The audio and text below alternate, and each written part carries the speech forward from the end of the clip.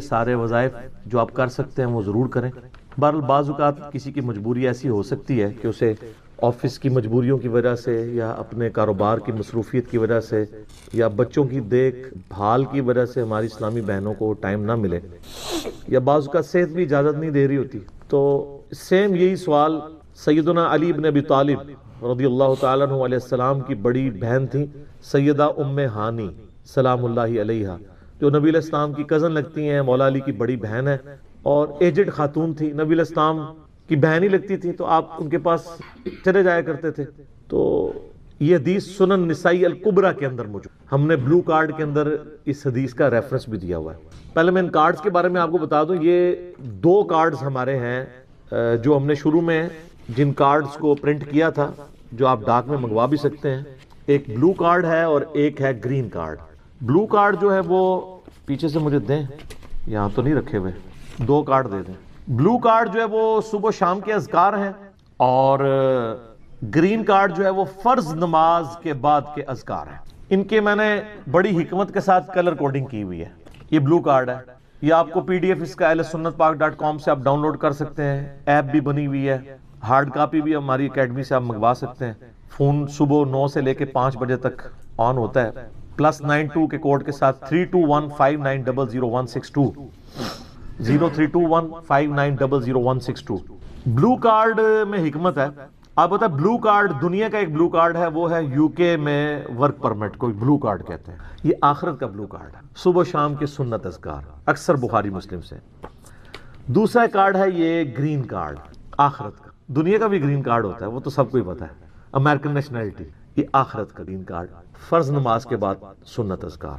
پھر میں نے ایک مختصر کارڈ بھی بلو کارڈ میں سے نکالا، یہ اورنج کارڈ، جادو ٹونا، وبائی امراض، قدرتی حادثات سے بچنے کے سنت وظائف. یہ سب آپ کو PDF فارم میں اویلیبل ہیں، فریلی آپ ڈاؤن لوڈ کر کے. اس میں صرف 5 اذکار ڈالے تھے.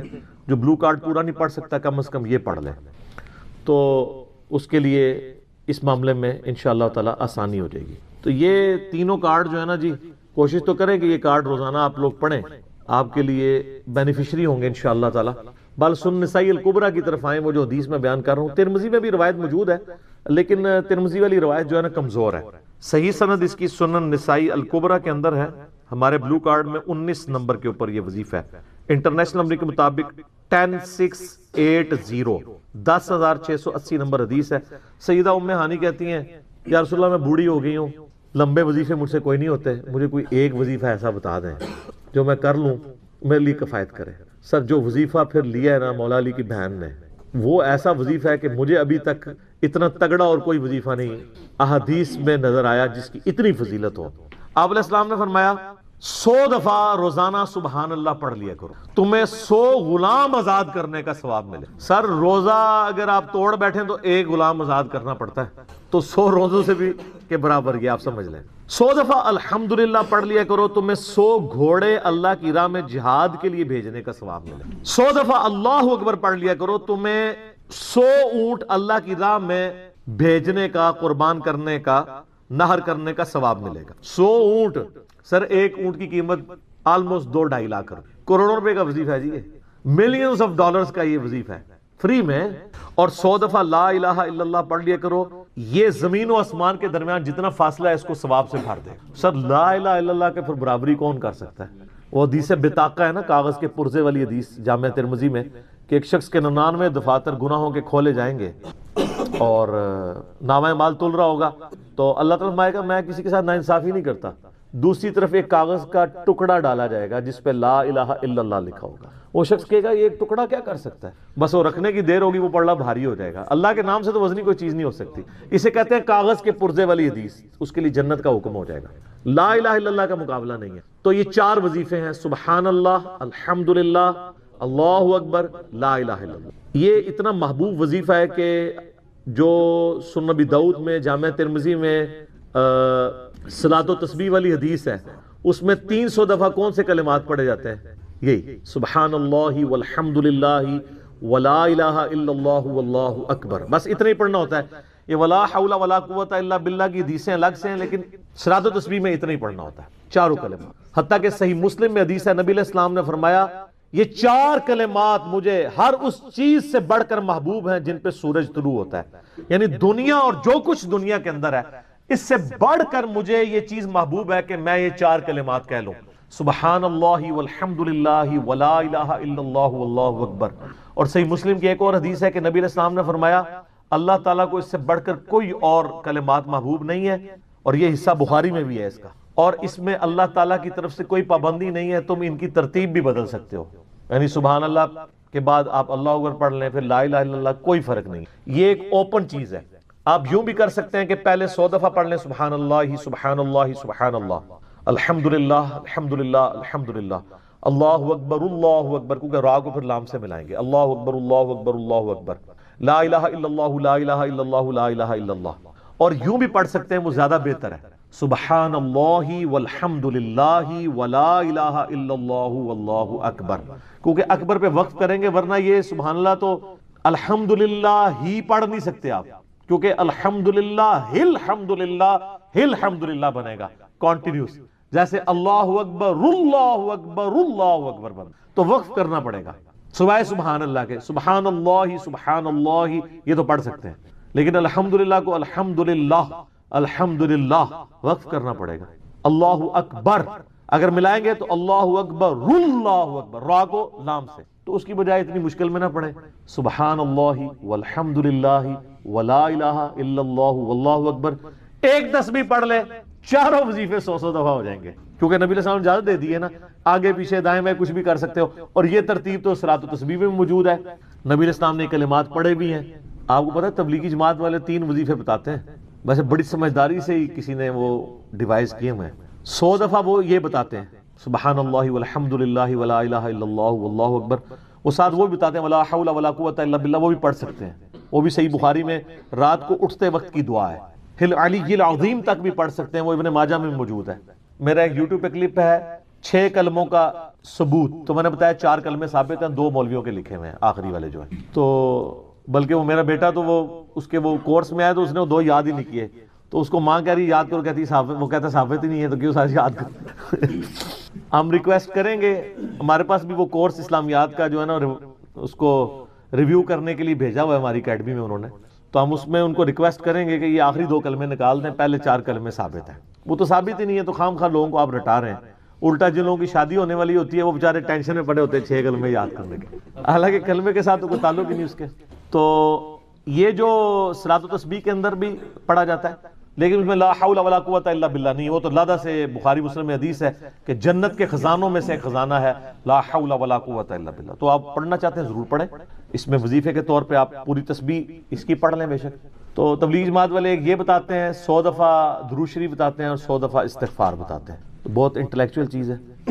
یہ وظیفہ اتنا کمال ہے کہ آپ کے ہر فرض نماز کے بعد یہ وظیفہ نبی علیہ السلام نے مشروع کیا ہے، مسلم شریف میں حدیث ہے ہر فرض نماز کے بعد یہ وظیفہ پڑھنے والا کبھی نامراد نہیں جاتا، 33 دفعہ سبحان اللہ، 33 دفعہ الحمدللہ اور 34 دفعہ اللہ اکبر۔ اور ایک حدیث میں ہے مسلم شریف کی کہ جو پڑھے 33 دفعہ سبحان اللہ، 33 دفعہ الحمدللہ، 33 دفعہ اللہ اکبر اور 100 کا عدد پورا کرنے کے لیے پڑھ لے لا الہ الا اللہ وحدہ لا شریک لہ لہ الملک ولہ الحمد وہو علی کل شیء قدیر، 100 کا عدد اس سے بھی پورا کر سکتے ہیں اور 100 کا عدد اللہ اکبر کہہ کے بھی پورا کر سکتے ہیں، تو اس کے سارے گناہ معاف کر دیے جائیں گے، اگرچہ سمندر کی جھاگ کے برابر ہی کیوں نہ ہو، لیکن وہ صغیرہ گناہ، کبیرہ گناہ صرف توبہ سے معاف ہوتے ہیں۔ وہ صحیح مسلم میں حدیث ہے کہ اگر بڑے گناہوں سے بچا جائے تو ایک جمعے سے دوسرا جمعہ، ایک رمضان سے دوسرا رمضان اور ایک نماز سے دوسری نماز درمیان کے گناہوں کا کفارہ بن جائے گی، لیکن جو نماز ہی نہیں پڑھتا تو جمعہ پڑھتا رہے تو وہ تو بڑے گناہوں سے نہیں بچا ہوا نا۔ مسلم شریف میں حدیث ہے بندے کے کفر اور اسلام کے درمیان فرق نماز ہے، یہ نہ ہو کہ ایک رمضان پڑھ لے اگر رمضان کے لیے چلے سارے، نہیں نا، اس طرح نہیں ہوگا۔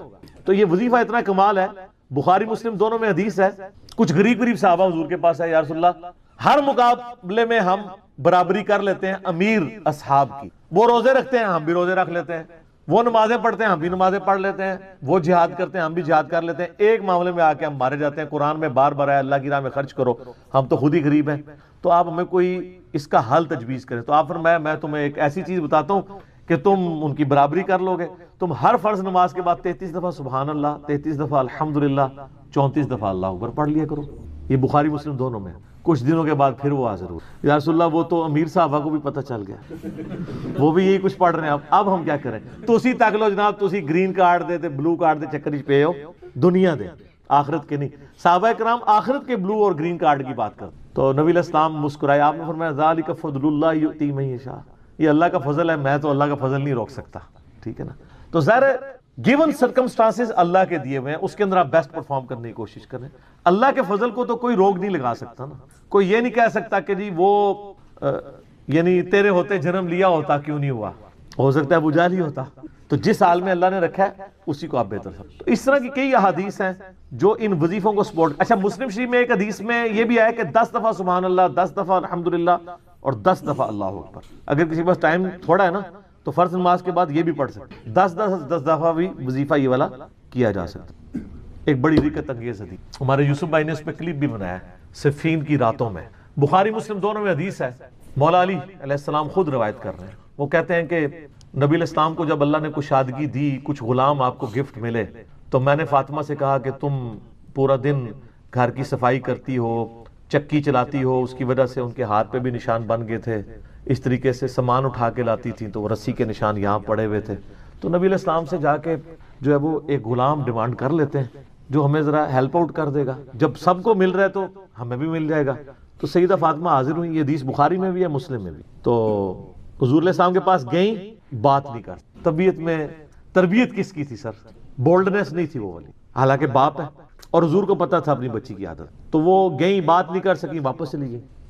تو حضور علیہ السلام محفل برخاست ہوئی, آپ خود آ گئے. سر وہ حدیث کمال ہے. مولا علی کہتے ہیں میں اور فاطمہ ایک چادر میں لیٹے ہوئے تھے اور نبی علیہ السلام ہمارے گھر میں آئے اور پاؤں کی جانب سے نبی علیہ السلام ہمارے بستر میں داخل ہوئے, حتیٰ کہ آپ کے پاؤں کی ٹھنڈک ہم نے اپنے سینے پہ محسوس کی. یعنی حضور علیہ السلام نے پاؤں کی جانب سے اپنے پاؤں انٹر کیے اور وہ پاؤں سیدہ فاطمہ اور مولا علی کے سینے تک پہنچ گئے, تو انہوں نے ان کو سینے سے لگا لیا. سر یہ فرینکنس کسی صحابی کو نصیب ہو سکتی ہے؟ تو آپ نے فرمایا وہ فاطمہ تم آئی تھی, کوئی کام تھا؟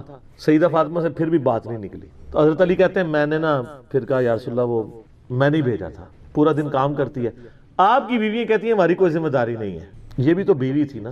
بخاری مسلم میں حدیث ہے جنتی عورتوں کی سردار ہے فاطمہ سلام اللہ علیہا. تو میں نے غلام کے لیے عرض کیا تھا یہ تھک جاتی ہے, ہمیں ہیلپ آؤٹ کر دے گا. آپ علیہ السلام فرمایا میں تمہیں سے بہتر نا چیز عطا کروں. کہ یا رسول اللہ عطا کریں. یعنی آپ لوگ تو سمجھ رہے ہوں گے کہ غلام مانگا ہے تو شاید ایک گھوڑا بھی ساتھ گفٹ مل جائے گا. ان کا جب رات کو بسترے پہ جانے لگو نا تو 33 دفعہ سبحان اللہ, 33 دفعہ الحمدللہ اور 34 دفعہ اللہ اکبر پڑھ لیا کرو. یہ تمہارے لیے اس غلام سے بھی بہتر ہے. یعنی سارے دن کی تھکاوٹ اتر جائے گی. سر یہ بہت بہترین وظیفہ ہے. تو اچھا یہ حدیث مولا علی پوری زندگی سنایا کرتے تھے کیونکہ حضرت فاطمہ اور مولا علی کی ایک محبت بڑی مثالی تھی. پھر لوگ بھی جو ہے نا وہ مولا علی سے پوچھا کرتے تھے وہ فاطمہ والی حدیث, تسبیح فاطمہ, اسے تسبیح فاطمہ اسی لیے کہا جاتا ہے. تو یہ حدیث جب بیان کی مولا علی نے تو آگے نے تابعین نے پوچھ لیا, بخاری مسلم دونوں میں ہے, کہ حضرت علی کہتے ہیں کہ وہ دن ہے آج کا دن ہے, میں نے کبھی یہ وظیفہ چھوڑا نہیں ہے. سر استقامت تو خود مل جاتی ہے. جس کے بسترے میں جا کے نبی علیہ السلام وظیفہ سکھا رہے ہوں تو وہ پوری زندگی اس واقعے کو کبھی بھول سکتا ہے کہ مجھے خود آ کے میرے بسترے میں آ کے, اور حتیٰ کہ آپ کے قدم مبارک میرے سینے سے لگے تھے, اس حال میں حضور نے مجھے یہ تحفہ دیا ہے, وہ تحفہ کوئی بھلا سکتا ہے؟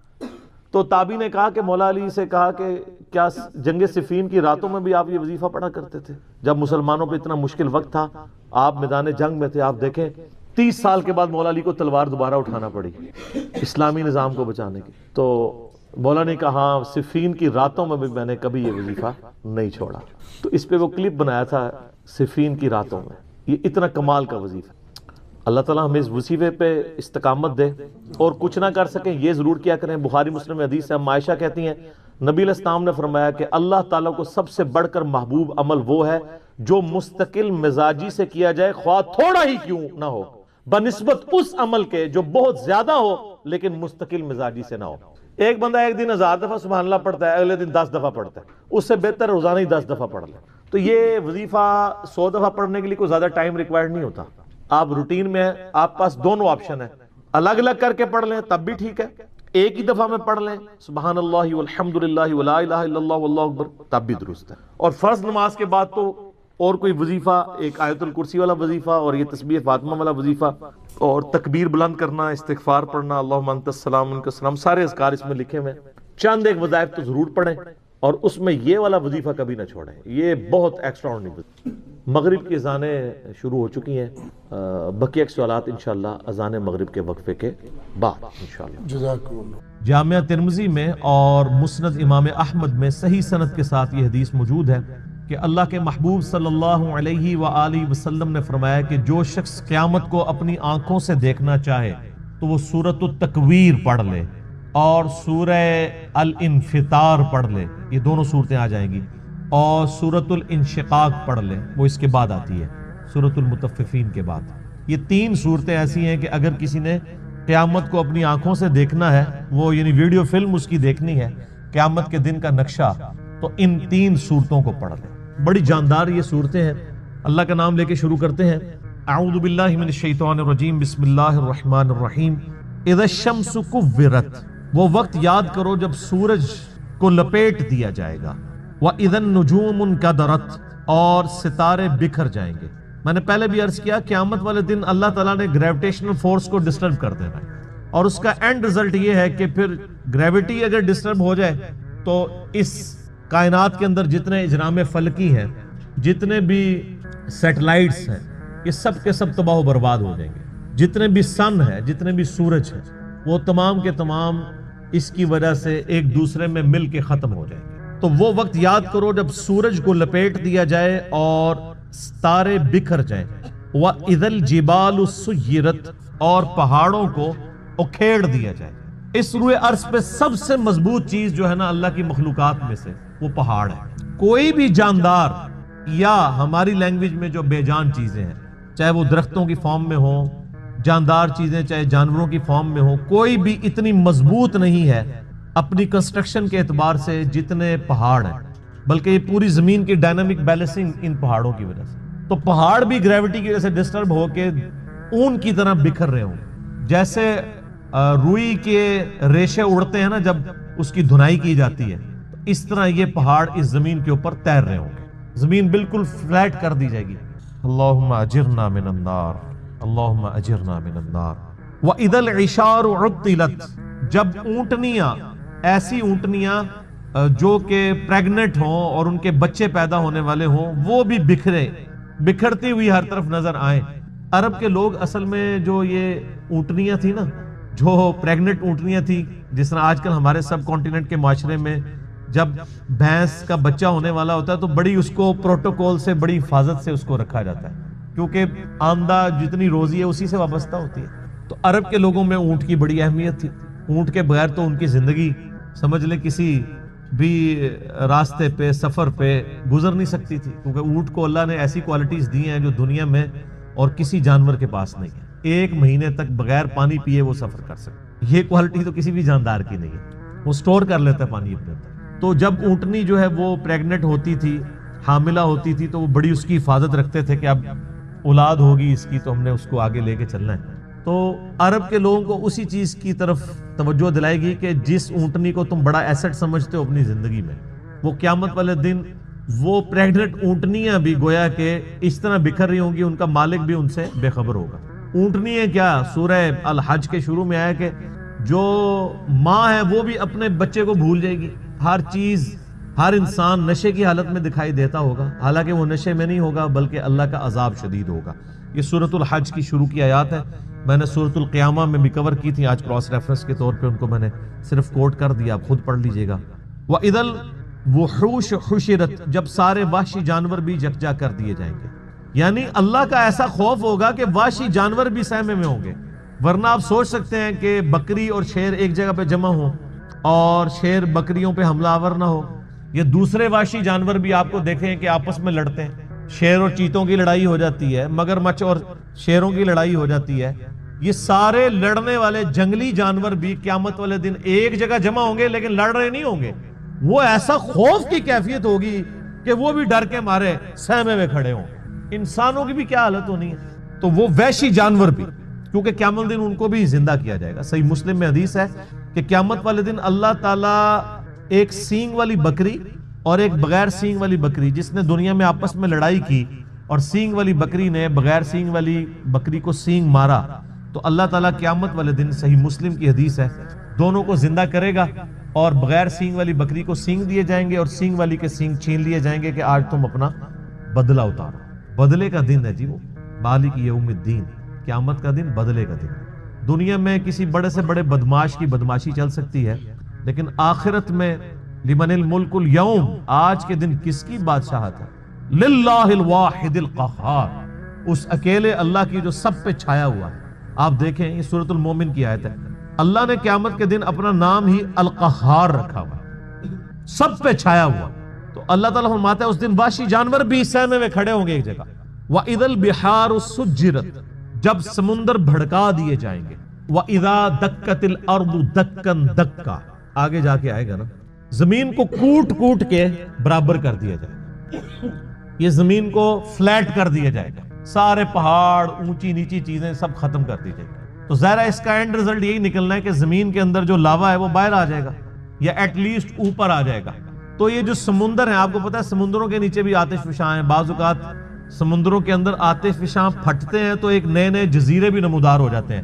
اکثر ٹی وی پہ خبر بھی آتی ہے کہ فلاں سمندر میں، پیسیفک اوشن میں یا اٹلانٹک کے اندر ایک نیا جزیرہ نمودار ہوا ہے۔ وہ جزیرہ کیسے اوپر آتا ہے؟ نیچے وہ آتش فشاں جو ہے وہ اگلتا رہتا ہے، لاوا، وہ سمندر کے پانی میں ٹھنڈا ہوتا رہتا ہے، وہ لاوا جمع ہو کے پورے کا پورا ایک نیا آئر لینڈ بن جاتا ہے۔ اور وہ آتش فشاں اتنے طاقتور ہیں کہ ان کی وجہ سے بعض اوقات جب پانی کے اندر ابال پیدا ہوتا ہے، جیسا کہ آپ کسی پانی کے برتن میں کوئی پتھر پھینکیں تو اس میں سے لہریں جنریٹ ہوتی ہیں نا، تو اسی طریقے سے سمندر کے اندر جب آتش فشاں پھٹتے ہیں نا تو اس کے جو بڑا بڑا لاوا نکلتا ہے وہ بڑے بڑے پتھروں کی فارم میں بن جاتا ہے، لیکن اس کی وجہ سے زمین کے اس لاوے کی وجہ سے سمندر کے اندر ویوز پیدا ہوتی ہیں، جیسا کہ باہر سے پتھر مارنے کی وجہ سے ہوتی ہیں، چاہے باہر سے پتھر مارا جائے چاہے اندر سے پتھر ہو، تو وہ ایک دفعہ ویوز تو نکلیں گی، اور وہی ویوز ہیں جو سونامی کی شکل میں۔ اور آپ جا کے ذرا یوٹیوب پہ ویڈیوز دیکھ لیں، ایک ایک سونامی آتا ہے تو لاکھوں لوگوں کی زندگی اور کروڑوں کی اور اربوں ڈالرز کی جو کنسٹرکشنز ہیں ان کو ختم کر دیتا ہے۔ تو قیامت والے دن بھی یہی ہونا ہے کہ وہ لاوا جب اگلا جائے گا تو یہ جو بڑے بڑے سمندر ہیں یہ سمجھیں کہ دیگیں بن جائیں گی، جیسے دیگ آپ آگ کے اوپر چڑھا دیں۔ اب یہ سارے سمندروں کے نیچے جب یہ آگ سلگ رہی ہوگی تو وہ نقشہ وَإِذَا الْبِحَارُ سُجِّرَتْ، جب سمندر بھڑکا دیے جائیں گے۔ ظاہر ہے سمندر کے اندر آگ لگ جائے گی، کیسے؟ سمندروں کے نیچے وہ آتش فشاں کی دیگیں ہوں گی تو یہ سمندر کے پانی بھی گرمائش کی وجہ سے ابل رہے ہوں گے۔ اللہم اجرنا من النار۔ سر انسان کی جائے پناہ کیا ہوگی پھر؟ تو خوش نصیب تو وہ لوگ ہیں جن کو اللہ کے عرش کا سایہ نصیب ہوگا۔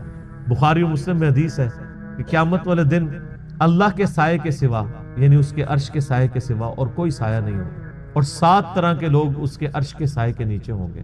ان میں سے ایک شخص وہ ہے جس نے جوانی میں توبہ کر، در جوانی توبہ کردن شیوائے پیغمبری، یہ پیغمبروں کا طریقہ ہے جوانی میں توبہ کر۔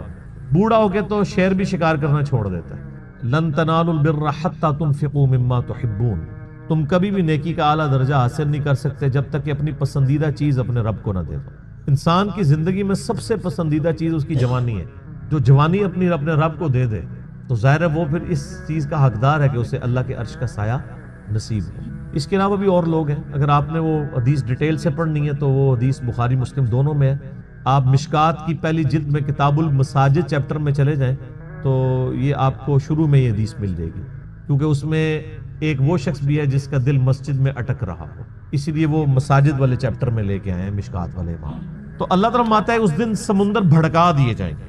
وَإِذَا النُّفُوسُ زُوِّجَتْ، اور جب جانوں کو جوڑ دیا جائے گا، یعنی مطلب روح اور جسم کا تعلق قائم کر کے مردوں کو قبروں سے نکال دیا جائے۔ وَإِذَا الْمَوْعُودَةُ سُئِلَتْ، اور جب کہ اس زندہ بچی سے پوچھا جائے گا جسے زندہ دفنا دیا تھا اس کے ماں باپ۔ آپ کو پتا ہے عرب کے لوگ بچی کی پیدائش سے وہ نفرت کرتے تھے، اور آج تک یعنی ہمارے سب کانٹیننٹ کے معاشرے میں وہ فرسودہ نظریات چل رہے ہیں، حتیٰ کہ مسلمانوں کے ہاں بھی چلتے ہیں، ہندوؤں کے ہاں تو بہت زیادہ ہے۔ 8 سے 15 سال پہلے کی آلموسٹ رپورٹ ہے BBC کی کہ انڈیا کے اندر روزانہ 3000 بچیاں پریگنینسی کے دوران مار دی جاتی تھی، 3000 روزانہ۔ ظاہر ہے 1 ارب سے زیادہ جب آبادی ہوگی، اب تو 1.5 ارب کے قریب پہنچ چکی، تو اس میں 3000 تو کچھ بھی نہیں. اسی وجہ سے آج انڈیا میں مردوں کی تعداد عورتوں سے زیادہ ہو گئی. 3000 بچے آج بھی وہی چیزیں چل رہی ہیں. اور ہمارے بھی سب کانٹیننٹ کے معاشرے میں, آپ پنجاب کے معاشرے میں تو بالخصوص دیکھ لیں کہ بچی کی پیدائش کو ایک نٹوریس چیز سمجھا جاتا ہے, ماں کے حق میں بھی اور اولاد کے یعنی اعتبار سے باپ کے حق میں. اور وہ ساسیں جو خود فیمیل جینڈر سے تعلق رکھتی ہیں وہ اپنے پوتی کے پیدا ہونے کے اوپر ناخوش ہو رہی ہوتی ہیں, حالانکہ انہوں نے نہیں سوچا کہ کیا وہ خود مرد تھی. وہ اگر فیمیل پیدا ہوئی ہیں تو ٹھیک ہے, لیکن ان کے بیٹے کے ہاں اگر کوئی بچی پیدا ہو گئی ہے تو غلط ہے. کتنی یہ بری ٹریڈیشن.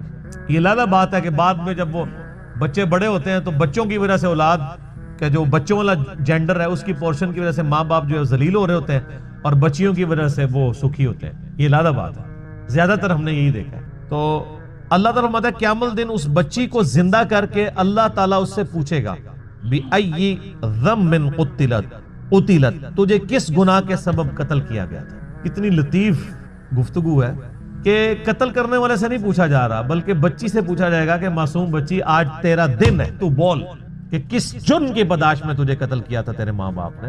تو معصوم بچی کو اللہ تعالیٰ بیسیکلی اسے حوصلہ افزائی فرما رہا ہوگا کہ آج دن ہے, تجھے بدلہ دلایا جائے گا. کتنے صحابہ تھے جنہوں نے یعنی ایمان لانے سے پہلے کفر کی حالت میں اس طرح کے جرائم کیے ہوئے, اور اللہ تبارک و تعالیٰ نے اسلام لانے کے سبب ان کی ان گناہوں کو معاف کیا. کئی ایک واقعات ہیں جو آپ سنتے رہتے ہیں. بہرحال یہ بہت بڑا جرم ہے.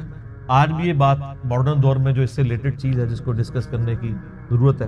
نیٹ کے اوپر آپ کو شعر و شاعری کی فارم میں بھی ایسی نظمیں ملیں گی سیدنا داہیہ قلبی رضی اللہ تعالیٰ عنہ کے بارے میں کہ ان کی ایک چھوٹی سی بچی تھی جو انہوں نے دفنا دی تھی, اور جب وہ اسلام قبول کرنے کے لیے آئے تو انہوں نے پورا بڑا رکت انگیز واقعہ ہے, وہ انسان بیان بھی نہیں کر سکتا. تو وہ بیان کر کے کہا یا رسول اللہ مجھے کیا یہ میرا گناہ بھی معاف ہو جائے گا؟ تو اللہ نے فرمایا, اللہ کے نبی علیہ السلام نے فرمایا کہ اسلام پچھلے سارے گناہوں کو معاف کر دیتا ہے. بہرحال آج کے دور کے اعتبار سے اس میں عبرت یہ ہے کہ اللہ کا شکر ہے اسلام کی برکت سے لوگ کم از کم بچیوں کو دفناتے تو نہیں ہیں, لیکن پریگنینسی کے دوران ضائع کرانا بھی کسی نہ کسی درجے میں اسی جرم کے اندر فال کرتا ہے. پریگنینسی آئیڈینٹیفائی ہوگی, ایون آئیڈینٹیفائی نہ بھی ہوئی ہو کہ یہ میل ہے یا فیمیل, اس سے پہلے بھی آپ یہ کام کر نہیں سکتے. اولاد کو قتل کرنے کے زمرے میں آتا ہے, اور قرآن حکیم میں بڑی سختی سے اس کی مذمت ہے. سورہ بنی اسرائیل میں تو اللہ تعالیٰ نے بالکل ایک اوپن فلسفہ بیان کیا ہے کہ مت قتل کرو اولاد کو مفلسی کے ڈر سے, تمہیں بھی ہم رزق دیتے ہیں اس کو بھی ہم ہی رزق دیں گے, بے شک ان کا گناہ بہت بڑا جرم ہے. لوگ ان چیزوں کو ہلکا جان رہے ہوتے ہیں, پھر ڈاکٹروں سے مشورہ کرتے ہیں, پھر ہمیں بھی کبھی بعض اوقات رابطہ کر رہے ہوتے ہیں, جی وہ بتائیں جی بس وہ جی یہ ہو گیا جی وہ ہو گیا جی یہ مجبوری ہے جی ابھی جناب 40 دن پورے نہیں ہوئے, فلاں نہیں ہوئے, یہ نہیں ہوئے. ونس پتہ چل گیا پریگنینسی ٹھہر گئی ہے, چاہے وہ 1 دن کی بھی ہے, آپ اس کو ضائع نہیں کروا سکتے. ہاں اس سے پہلے اگر کوئی بندہ وقفے کی کوئی صورتحال پیدا کرے تو وہ تو جائز ہے. میرے اس کے اوپر بخاری مسلم کی حدیث کی روشنی میں آپ فیملی پلاننگ لکھیں یوٹیوب پہ اور میرا نام لکھیں تو آپ کلپ کھول کے سامنے آ جائے گا. تو یہ آج اس کی ماڈرن فارم یہ ہے کہ لوگ پریگنینسی ضائع نہ کروائیں, یعنی لیکن جو ہے وہ جب آئیڈینٹیفائی ہو جائے تو پتہ چلے کہ فیمیل ہے تو پھر اس وقت ضائع کروا دیں, یا اس سے پہلے بھی کروائیں. یہ ایک ماڈرن فارم ہے, تو یہ بھی اسی طریقے سے اس کو کنڈیم کیا جائے گا. تو اللہ تعالیٰ ہمارا اس دن پھر بچیوں سے پوچھا جائے گا کہ تمہیں کس جرم میں قتل کیا گیا. یعنی بہت بڑا یہ جرم ہے. ابھی کچھ عرصہ پہلے انہوں نے مکے سے وہ آلموسٹ ابھی بھی وہ قبرستان پہاڑی کے اوپر میں نے وہ دیکھا ہوا ہے, قبرستان مکے کے اندر موجود ہے جہاں پہ وہ بچیوں کو زندہ درگور کیا کرتے ہیں. اب چونکہ مسجد حرام کی توسیع ہو چکی ہے لہٰذا وہ تقریباً آلموسٹ مسجد حرام کے قریب ہی, اگر آپ وہ باب الفاد والی سائڈ سے باہر نکلیں تو وہ پہاڑی پہ وہ اس قبرستان کی باقیات موجود ہیں جو انہوں نے مخصوص کیا ہوا تھا جہاں پہ بچیوں کو زندہ دفن کیا کرتے ہیں. آپ دیکھیں آج یعنی اسلام کے اوپر اعتراض کیا جاتا ہے کہ جی اسلام بیسک ہیومن رائٹس کو اور عورتوں کے حقوق کو جو ہے وہ دباتا ہے, حالانکہ یہ کتنا بڑا ثبوت ہے کہ ہیومینٹی کو اس بڑی لعنت سے نجات ہی اسلام نے دلائی ہے. آج بھی آپ دیکھ لیں جو اسلام نے عورتوں کو عزت دی ہے کسی اور معاشرے نے نہیں دی. اس لیے آپ دیکھیں جب غیر مسلم عورتیں مسلمان ہوتی ہیں آپ ان کے انٹرویو سنیں تو وہ آپ کو پتہ ہے اس وقت جو غیر مسلم مسلمان ہو رہے ہیں نا ان میں 67% عورتیں ہیں اور 33% جو ہیں وہ مرد ہیں. عورتیں کہتی ہیں ہم سیکیور فیل کر رہی ہیں, ہمیں تو اسلام میں آ کے پتہ چلا ہے کہ عورت کی عزت ہی اسلام میں. وہاں گورے تو مطلب جو گوروں کے ملک میں تو گوریاں تو ترس جاتی ہیں کہ ان کو کوئی مخلص خاوند ملے, اور یہاں پہ مل جاتے ہیں اسلام کی وجہ سے. خاوند کیا غلام مل جاتے ہیں. کتنی عزت ہے. اور عورتیں جس طرح بوڑھی ہوتی ہیں ان کی عزت میں اضافہ ہوتا ہے، عورتیں سٹرانگ ہوتی جاتی ہیں اور مرد کمزور ہوتا جاتا ہے، اور جب ماں بن جاتی ہے تو آپ دیکھ لیں ہمارے سب کانٹیننٹ کے معاشرے میں کتنی عزت ہے۔ چند ایک مثالیں آپ ایک نوٹوریس دیں گے، اوورال تو ایک ورتھ ہے نا۔ اسی لیے یعنی جو غیر مسلم عورتیں مسلمان ہوتی ہیں وہ اسی چیزوں کو اپریشیٹ کرتی ہیں۔ آپ مسلمان عورت کو پوری زندگی اس پہ قائل کرتے ہیں کہ وہ نقاب کرے، اور غیر مسلم عورت مسلمان ہوتے ہی حجاب شروع کر دیتی ہے، اور آپ ان کے انٹرویو سنیں، وہ آپ کو خود بی بی سی انٹرویو کر چکی ہے ان سے، سی این این پہ آئے ہوئے ہیں، باقاعدہ انہوں نے ڈیفینڈ کیا، پورا نقاب کر کے عورتیں بیٹھی ہیں، اور کوئی جاہل عورتیں نہیں، پڑھی لکھی عورتیں، بلکہ آپ یوٹیوب پہ ایک ڈیبیٹ ہے، غالباً ایک فرانس میں ایک میکینیکل انجینئر تھی، وہ عورت جو مسلمان ہوئی اس نے پورا کالا نقاب اور پورا برقع کیا ہوا، اور دوسری طرف انہوں نے ایک مسلمان ملک کی ایک بال کھول کے مسلمان عورت بٹھائی ہوئی تھی، اور ڈیبیٹ یہ ہو رہی تھی کہ برقع ضروری ہے کہ نہیں۔ وہ غیر مسلم مسلمان ہونے والی برقعے کو ڈیفینڈ کر رہی تھی، اور جو پیدائشی مسلمان ہے کچھ بھی ہے تیرے محبوب کی امت سے ہے، وہ کہہ رہی تھی یہ ضروری نہیں ہے۔ تو پھر اس عورت نے جو نیو مسلم تھی اس نے جو دلائل دیے ہیں، یوٹیوب کے اوپر یہ ڈیبیٹ پڑی ہوئی آپ دیکھ لیں، تو اس نے کہا میں نے تو اسلام میں آ کے اسلام کی خوبصورتی دیکھی ہے کہ عورت کی عزت ہے، ورنہ ہم جب اس طرح ہی پھرتی تھی تو ہمیں ہر کوئی کموڈٹی کے طور پہ دیکھتا تھا، آج ہم نے نقاب کیا ہوتا ہے تو کم از کم ہمیں ایک کموڈٹی کے طور پہ تو پیش نہیں کیا جاتا۔ اسلام کے اندر عزت ہے ایک عورت کی۔ تو قیامت والے دن اللہ تعالیٰ پھر اس بچی سے پوچھے گا جسے دفنا دیا گیا تھا زندہ یا قتل کر دیا گیا تھا، وَإِذَا الصُّحُفُ نُشِرَتْ، اور جب اعمال نامے کھولے جائیں گے، وَإِذَا السَّمَاءُ كُشِطَتْ، اور جب آسمان کی کھال ادھیڑ دی جائے گی۔ اس کا ایک معنی یہ بھی ہو سکتا ہے کہ آسمان بھی پھٹ جائے گا اور اوپر کی مخلوقات بھی انسانوں کو نظر آنا شروع ہو جائیں گی۔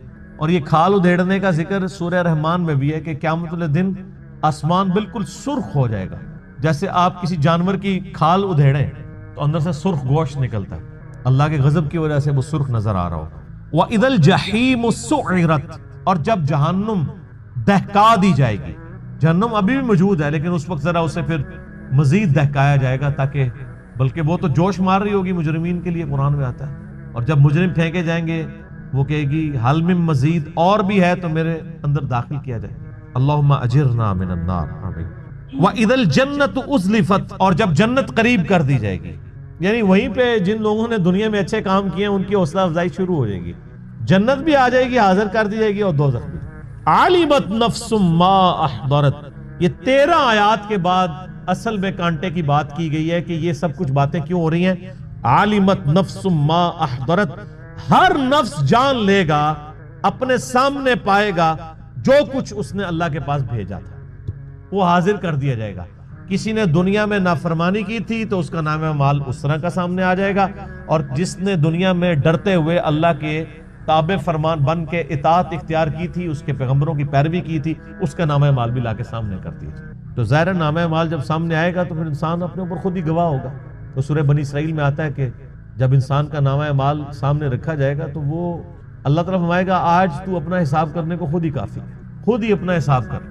اس لیے آپ دیکھ لیں یہ جو اخلاقی حص جو اللہ نے انسان کے اندر رکھی ہے کتنی ایکسٹرا آرڈنری ہے، کہ آج بھی دنیا کا بدکار سے بدکار شخص بھی، خواہ کو کسی مذہب سے تعلق رکھتا ہو یا ایون مذہب سے تعلق نہ بھی رکھتا ہو، اس سے بھی اگر پوچھیں نا کہ جھوٹ بولنا اچھا کام ہے یا سچ بولنا، تو دنیا کا سب سے بڑا جھوٹا بھی کہے گا کہ سچ ہی بولنا چاہیے، کیونکہ اخلاقی حص ہے۔ کسی کے ساتھ دھوکہ دہی کرنا یہ اچھا کام ہے یا کسی کے ساتھ حسن سلوک سے پیش آنا یہ اچھا ہے؟ وہ کہے گا جی دھوکہ دہی دینا جو برا ہے، حسن سلوک سے پیش آنا چاہیے۔ کسی کے ساتھ ظلم کرنا اچھا ہے یا کسی کی خیر خواہی کرنا؟ یہ اللہ نے ہماری انسٹنکٹ کے اندر یہ ساری کی ساری کوالٹیز رکھتی ہیں۔ فَأَلْهَمَهَا فُجُورَهَا وَتَقْوَاهَا، برائی اور اچھائی کا مادہ اندر۔ انبیاء کرام تو صرف اس کو ایکٹیویٹ کرتے ہیں نور علی نور، انبیاء کی دعوت نہ بھی پہنچے تب بھی انسان کے اندر جو اخلاقی حصہ ہے اس کی وجہ سے وہ اللہ کی بارگاہ میں اکاؤنٹیبل ہے، کیونکہ انسان برائی کو برائی سمجھتا ہے، اچھائی کو اچھائی سمجھتا ہے، خواہ وہ کسی معاشرے میں رہتا ہو۔ تو ہر جان پھر اس دن اپنے نامہ اعمال کو سامنے دیکھ لیں۔ یہاں پہ بھی آپ دیکھ لیں جو یہ کالجز کے یونیورسٹیز کے وہ بڑے جو یعنی بے حیائی کی زندگی گزارنے والے سٹوڈنٹس بھی ہیں نا، آپ ان کے بھی انٹرویوز کریں نا اگر، اور ان سے پوچھیں کہ آپ کی بیوی کیسے ہونی چاہیے، تو کہیں گے جی نیک شریف و پردہ کرتی ہو، اور اپنی حالت کیا ہوتی ہے؟ تو انسان کی انسٹنکٹ کے اندر موجود ہے۔ تو آپ جو کچھ پسند کر رہے ہیں اس کے لیے پھر ایفرٹ بھی پٹ کریں نا۔ خود آپ کی جو کریکٹر ہے، آپ کا کردار جو ہے وہ بے غیرتی کے اوپر مبنی ہے، اور آپ کی خواہش جو ہے وہ غیرت والی ہے تو ایسا تو نہیں ہوگا، ان پٹ اچھی ہوگی تو آؤٹ پٹ اچھی نکلے گی، ان پٹ نیگیٹو کا کبھی بھی آؤٹ پٹ پازیٹیو رزلٹ نہیں آتا۔ فلا اقسم بالخنس الجوار الکنس، اللہ فرماتا ہے نہیں اقسم، میں قسم کھاتا ہوں، یہ وہ لا آ گئی ہے نا، یعنی یہ سارے فرسودہ خیالات ہیں جو لوگ کہتے ہیں نا قیامت نہیں آئے گی، نا غلط کہتے ہیں۔ اقسم بالخنس الجوار الکنس، میں قسم کھاتا ہوں، مجھے قسم سیدھے چلنے والے رکے رہنے والے ستاروں کی، جو یعنی کبھی رکتے ہیں اور کبھی چلتے ہیں ود رسپیکٹ ٹو زمین۔ آپ یہ کبھی رات کے وقت بھی اگر آپ نارتھ سٹار کو ڈھونڈنا ہو نا تو وہ جو بڑا سا چمچا جسے کہتے ہیں نا ہم دبے اکبر، اس کے جو نچلے والے دو ستارے ہیں ان کی سیدھ میں نارتھ سٹار ہوتا ہے، تو وہ پوری رات آپ کو اس کی پوزیشن یوں نارتھ سٹار کے گرد یوں گھومتی ہوئی نظر آئے گی۔ رات کے وقت ادھر ہے تو آپ سحری کے وقت دیکھیں گے وہ یہاں پہنچا ہوگا۔ تو اللہ نے ہمارا ان ستاروں کو جن کو اللہ نے اس طرح ایڈجسٹ کیا ہے ود رسپیکٹ ٹو زمین، ان کی اورینٹیشن بدلتی ہے، مجھے ان کی قسم، یعنی ان کی قسم کا مراد یہ نہیں کہ وہ بہت عظیم ہے، مراد یہ ان کے بنانے والے کی قسم جس نے ان کو ان کاموں میں لگایا۔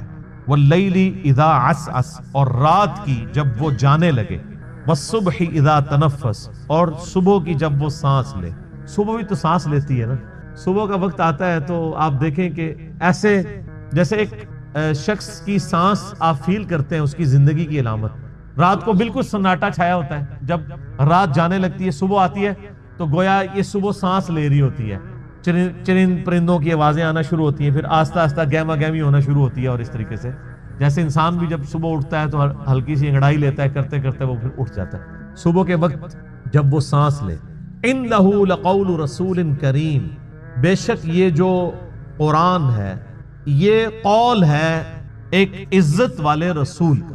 یہاں رسول کریم سے مراد جبرائیل علیہ السلام، کیونکہ آگے آ جائے گا، اور اس سے پہلے پارہ نمبر 29 میں یہ سیم الفاظ نبی علیہ السلام کے لیے آئے تھے، عزت والا رسول۔ فرشتوں میں رسول حضرت جبرائیل علیہ السلام ہے جو انسانوں میں رسولوں کے اوپر وحی لے کے آتے ہیں۔ ذی قوت عند ذی العرش مکین، وہ عزت والا رسول وہ ہے جو قوت والا ہے عرش والے کے ہاں، جو عرش کا مالک ہے اس کے ہاں اس کی قوت ہے، اللہ نے اس کو اتھارٹی دی ہوئی ہے۔ مطاع ثم امین، اس کی اطاعت کی جاتی ہے، وہ امانت دار بھی ہے، یعنی جو اللہ نے وہی دی وہ امانت کے ساتھ پہنچاتا ہے، اور فرشتوں کے ہاں۔ اللہ کے محبوب صلی اللہ علیہ وآلہ وسلم نے فرمایا کہ تم میں سے جو شخص اذان کی آواز سنے تو جو مؤذن کہتا ہے وہ انہی کلمات کو ریپیٹ کرے، اور پھر اس کے بعد مجھ پر ایک دفعہ درود شریف پڑھے۔ جو ایک دفعہ درود شریف پڑھے گا اللہ تعالیٰ اس پر 10 دفعہ درود بھیجے گا، یعنی 10 رحمتیں نازل فرمائے گا۔ اس کے بعد اللہ کے حضور میرے لیے مقام وسیلہ کی دعا مانگو۔ وسیلہ جنت میں ایک مقام ہے جو اس کائنات میں ایک شخص کو ملے گا، اور میں اللہ سے امید کرتا ہوں وہ ایک شخص میں ہوں، نبی علیہ السلام نے فرمایا۔ اور پھر آپ علیہ السلام نے ہمارے لیے خوشخبری فرمائی کہ جو یہ عمل کرے گا قیامت والے دن میری شفاعت اس کے لیے حلال ہو جائے گی انشاءاللہ تعالی، اللہم اجعلنا منہم۔ تو شفاعت رسول صلی اللہ علیہ وآلہ وسلم حاصل کرنے کا وظیفہ اذان کا جواب دینا ہے، یعنی اذان کے کلمات ریپیٹ کرنے ہیں، اس میں حی علی الصلاۃ حی علی الفلاح پر آپ لا حول ولا قوت الا باللہ پڑھیں، یہ بھی جواب ہے، اور یہی کلمات ریپیٹ بھی کر سکتے ہیں۔ باقی جو مؤذن کہہ رہے ہیں وہ آپ کہیں، اس کے بعد ایک دفعہ درود شریف، پھر الوسیلہ والی دعا۔ مسلم شریف میں وہ دعا نہیں آئی، لیکن بخاری میں وہ دعا بھی آئی ہے۔ پھر اللہم رب هذه الدعوة التامة والصلاة القائمة آت محمدا الوسیلة والفضیلة وابعثه مقاما محمودا الذی وعدتہ وارزقنا شفاعتہ یوم القیامہ، یہ بیچ میں خود سے ایڈ کر دیا ہوا ہے، وعدتہ تک ہے۔ اس کے بعد انک لا تخلف المیعاد، یہ بخاری میں موجود نہیں لیکن سنن کبریٰ البیہقی میں صحیح سند کے ساتھ موجود ہے، انک لا تخلف المیعاد، وہ پڑھ لیں بہتر ہے، وعدتہ تک پڑھ لیں تب بھی دعا مکمل ہے۔ باقی جو خود سے لوگوں نے بیچ میں ایڈ کیے ہیں الفاظ وہ احادیث میں موجود نہیں ہے۔ ہم ایک ایک حدیث ڈسپلے کروا دیں گے تاکہ اگر کسی کو وہ دعا یاد نہیں ہے تو وہ امیج اس کا لے کر وہ دعا یاد بھی کر سکتا ہے. شفاعت رسول صلی اللہ علیہ وآلہ وسلم حاصل کرنے کا نسخہ یا وظیفہ. اب اس حدیث سے یہ بات پتہ چلی کہ اذان کے بعد درود شریف پڑھنا یہ نبی علیہ السلام نے مشروع فرمایا ہے، تعلیم فرمایا ہے. اذان کے بعد درود پڑھنا سنت ہے، لیکن اذان کے ساتھ نہیں، اذان مکمل ہونے کے بعد. اذان سے پہلے درود پڑھنا اور اسے بالکل جوڑ دینا، اور وہ بھی صرف اس وقت پڑھنا جب سپیکر آن ہو، سپیکر آف ہو، بجلی گئی ہوئی ہو. تو چونکہ کوئی سننے والا نہیں ہے اس لیے صرف اذان کہنا اور درود شریف چھوڑ دینا، اس کا مطلب یہ ہے کہ ایک فرقہ واریت کی نظر ہے چیز. صحیح مسلم کی شرح لکھی ہمارے استاد غلام سعود سعیدی صاحب نے رحمہ اللہ تعالی، بریلوی عالم تھے. انہوں نے ڈھکے چھپے الفاظ میں بریلویوں کی خود مذمت کر دی. اس حوالے سے انہوں نے کہا کہ حضرت بلال حبشی رضی اللہ تعالیٰ عنہ ہم سے بڑے عاشق رسول تھے، صحابہ تابعین ہم سے بڑے عاشق رسول تھے. وہ جب اذان دیتے تھے تو اذان سے پہلے درود و سلام نہیں پڑھا کرتے تھے، لہٰذا بہتر یہی ہے کہ اسی طریقے سے اذان دی جائے. یہ مفتی منیب الرحمان جو مفتی اعظم ہے بریلویوں کے، ان کے مدرسے میں شیخ الحدیث تھے. میری ان سے تفصیلی ملاقات بھی ہوئی ہے 22 مارچ 2007 کو، بلکہ فجر کے فوراً بعد میری فلائٹ تھی تو میں رات کو پھر اسی مدرسے میں رکا تھا، آفس کے کام کے سلسلے میں گیا ہوا تھا. تو انہوں نے باقاعدہ شرح صحیح مسلم میں لکھا ہے کہ یہ اس طریقے سے اذان دے رہے ہیں اور اس کو عشق رسول بتا رہے ہیں، اور جو اذان نہیں دیتے انہیں وہ کہتے ہیں کوئی عشق سے محروم ہے. تو یہ بالکل غلط اپروچ ہے. البتہ اذان کے بعد درود شریف پڑھنا، اور وہ بھی الوسیلہ والی دعا سے پہلے، تاکہ نبی علیہ السلام کی شفاعت حاصل ہو، یہ سنت ہے. دوسری حدیث صحیح مسلم میں ہے کہ نبی علیہ السلام نے فرمایا جو مجھ پر ایک دفعہ درود پڑے گا اللہ تعالیٰ اس پر 10 دفعہ درود پڑے گا. یعنی جو میرے لیے ایک دفعہ دعائے رحمت کرے گا اللہ تعالیٰ اس پر 10 رحمتیں نازل فرمائے گا. تیسری حدیث سنن نسائی میں ہے، حضرت جبرائیل علیہ السلام رسول اللہ کی خدمت میں حاضر ہوئے اور کہا کہ آپ کا رب آپ سے فرماتا ہے کہ کیا آپ اس بات پر راضی نہیں ہیں کہ آپ کا جو بھی امتی آپ پر ایک دفعہ درود بھیجے اللہ تعالیٰ اس پر 10 دفعہ رحمت نازل فرمائے گا، اور جو ایک دفعہ سلام بھیجے گا اللہ تعالیٰ اس پر 10 دفعہ سلامتی نازل فرمائے گا. یہ وہ حدیث ہے جس میں درود اور سلام دونوں کا ذکر ہے، ورنہ اس سے اوپر جو 2 حدیثیں ڈسکس ہوئی ان میں صرف درود کا ذکر تھا. درود اور سلام انٹرچینجبل الفاظ ہیں، جس طرح اردو میں خوش و خرم، حسین و جمیل، اور قرآن میں تو صرف سلام آیا، سلام علی ابراہیم، سلام علی موسیٰ و ہارون، اور پھر اسے کنکلوڈ کیا سبحان ربک رب العزت عما یصفون وسلام علی المرسلین والحمد للہ رب العالمین. اور آیت درود میں بھی دیکھیں اللہ اور فرشتے درود بھیجتے ہیں، اس میں سلام کا ذکر نہیں. اے ایمان والو تم درود اور سلام بھیجو. تو کیا سلام کے بغیر جو اللہ اور فرشتے بھیج رہے ہیں وہ ناقص درود ہے؟ نہیں، درود اور سلام انٹرچینجبل الفاظ ہیں. اس میں پہلے بھی بول چکا کہ نبی علیہ السلام نے فرمایا جو ایک بار درود پڑھے گا، صرف درود کا ذکر ہے، اور یہ کہتے ہیں بغیر سلام کے پڑھا تو ناقص ہوگا. بالکل جھوٹ بولتے ہو تم، اللہ کے نبی پہ جھوٹ باندھتے ہو. اللہ تعالیٰ اس پہ 10 رحمتیں نازل فرمائے گا، 10 گناہ معاف کر دے گا، اور اس کے 10 درجات بلند فرمائے گا. 5ویں حدیث جامعہ ترمذی میں ہے، نبی علیہ السلام نے فرمایا قیامت کے دن میرے سب سے زیادہ نزدیک وہ شخص ہوگا جس نے دنیا میں مجھ پہ سب سے زیادہ درود پڑھا ہوگا. اللہم صلی علی محمد وعلی آل محمد. 6ٹھی حدیث بھی جامعہ ترمذی میں ہے. اس حدیث کی صحت میں اختلاف ہے، چونکہ کچھ محدثین اسے صحیح سمجھتے ہیں، اس لیے میں اسے کوٹ کر رہا ہوں. ابی ابن کعب کہتے ہیں کہ میں نے اللہ کے نبی علیہ السلام سے عرض کیا کہ میں اپنی دعاؤں میں آپ کے لیے بھی دعائے رحمت کرتا ہوں، یعنی درود شریف پڑھتا ہوں. تو مجھے بتائیں میں اپنی دعاؤں کا کتنا حصہ آپ کے لیے دعا کیا کروں درود کی شکل میں، اور کتنا اللہ سے میں اپنے لیے دعا مانگوں؟ کیا میں اپنی دعاؤں کا 1/4 حصہ درود کے لیے مقرر کر لوں؟ نبی علیہ السلام نے فرمایا بہت اچھا ہے، لیکن اس سے بھی زیادہ کرو تو تمہارے لیے اور بہتر ہے۔ انہوں نے پھر عرض کیا یا رسول اللہ صلی اللہ علیہ وآلہ وسلم، میں اپنی دعاؤں کا آدھا حصہ درود کے لیے کرتا ہوں اور آدھا باقی دعاؤں کے لیے۔ آپ نے فرمایا بہت اچھا ہے، اس سے بھی زیادہ کرو تو اور اچھا ہے۔ پھر انہوں نے کہا میں اپنی دعاؤں کا 3/4 حصہ درود شریف پڑھا کروں گا اور 1/4 باقی دعائیں کر لیا کروں گا۔ آپ نے فرمایا یہ تو بہت اچھا ہے، اس سے بھی زیادہ کرو تو تمہارے لیے اور بہتر ہے۔ اب اس کے بعد تو پھر انہوں نے کہا یا رسول اللہ پھر تو میں صرف درود ہی پڑھا کروں گا۔ تو آپ نے فرمایا اگر تم صرف درود ہی پڑھو گے تو اللہ تعالیٰ تمہاری ساری دعائیں بھی قبول کر لے گا اور تمہارے گناہوں کی بھی مغفرت کر دے گا۔ صلو علی محمد و آل محمد، اللہم صلی علی محمد و علی آل محمد۔